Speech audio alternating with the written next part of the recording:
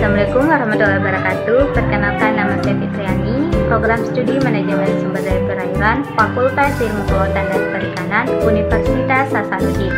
Di sini saya akan membahas 4 poin penting dalam genetika populasi. Yang pertama ada struktur sel, yang kedua ada keberadaan materi genetik di dalam sel, yang ketiga ada struktur DNA, dan yang terakhir ada replikasi DNA.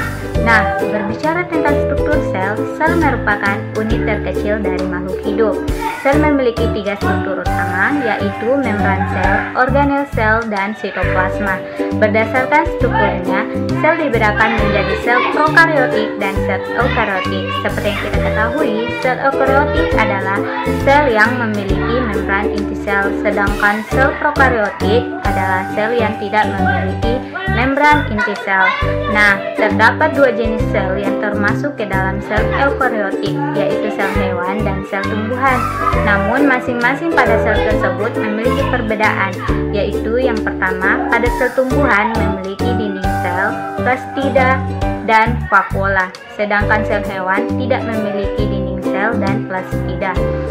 Pada sel hewan memiliki vakuola, namun ukurannya tidak besar seperti pada vakuola yang ada pada sel tumbuhan. Pada sel tumbuhan juga memiliki bentuk yang tetap, sedangkan pada sel hewan tidak memiliki bentuk yang tetap. Pada sel tumbuhan tidak memiliki sentrosom dan sentriol, sedangkan sel hewan memiliki 2 sentriol di dalam sentrosom. Nah, yang terakhir perbedaannya yaitu pada sel tumbuhan tidak memiliki flagel, sedangkan pada sel hewan memiliki flagel. Nah, kita beralih kepada poin kedua, yaitu keberadaan materi genetik di dalam sel. Sebelum kita beralih lebih jauh, sebaiknya kita mengetahui apa sih sebenarnya materi genetik. Materi genetik adalah unit pewarisan sifat bagi makhluk hidup.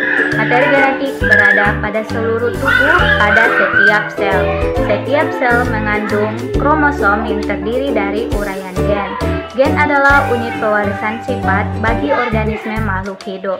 Gen mempunyai 2 fungsi, yaitu sebagai informasi genetik yang dibawa oleh setiap individu ke keturunannya, dan sebagai pengatur metabolisme untuk perkembangan setiap makhluk hidup. Dalam gen inilah terdapat materi genetik DNA dan RNA. Jadi, singkatnya, materi genetik ada di dalam semua sel tubuh suatu makhluk hidup. Setiap materi genetik tersusun oleh komponen penting yang berfungsi dalam pewarisan sifat dan ekspresi genetik. Komponen tersebut adalah kromosom dan gen. Nah, kita akan beralih ke poin ketiga, yaitu struktur DNA. DNA adalah suatu polimer nukleotida ganda yang saling berpilin atau double helix yang berperan penting dalam pewarisan sifat. DNA terdiri dari 2 rantai polinukleotida yang saling berpilin dan membentuk struktur double helix. Satu rantai utas polinukleotida tersusun dari rangkaian nukleotida. Masing-masing nukleotida terdiri dari basa nitrogen, gugus fosfat, dan gula deoksiribosa. Nah, kita akan bahas satu-satu mulai dari basa nitrogen. Basa nitrogen terkait pada atom karbon C nomor 1 dari gula pentosa. Basa nitrogen tersusun dari basa purin dan basa pirimidin. Basa purin yaitu berupa guanin dan adenin, sedangkan basa pirimidin yaitu berupa timin dan sitosin. Yang kedua yaitu gugus fosfat. Gugus fosfat ini terkait pada atom karbon C nomor 5 dari gula pentosa. Yang terakhir yaitu gula deoksiribosa, yaitu gula pentosa atom 5 karbon yang kekurangan 1 molekul oksigen pada atom karbon C nomor 2. Nah, ketiga komponen tersebut saling terikat dan memiliki tulang punggung yang sangat panjang pada rantai ganda double helix.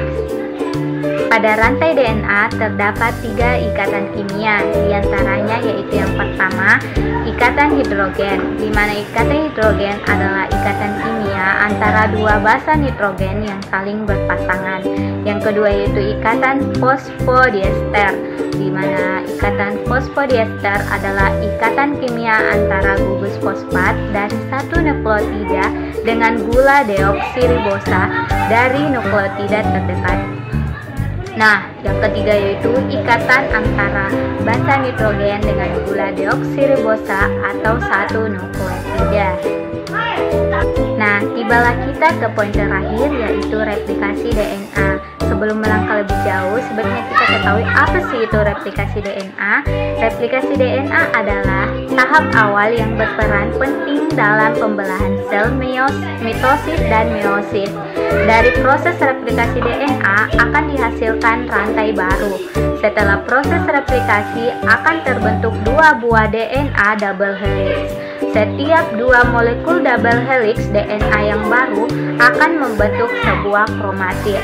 Replikasi DNA membentuk 2 kromatid yang berada di dalam kromosom yang siap untuk membelah. Pada proses ini, kromosom akan digandakan namun tetap terikat menjadi satu melalui sentromer. Nah, replikasi DNA ini bisa terjadi jika rantai nukleotida baru disintesis dari rantai nukleotida lama. Dalam replikasi DNA juga memiliki proses-proses.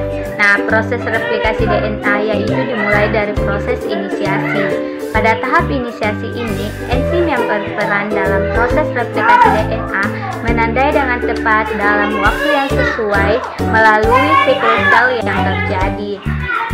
Pengenalan awal replikasi yang dilakukan oleh protein DNA polimerase dihasilkan dari gen DNA.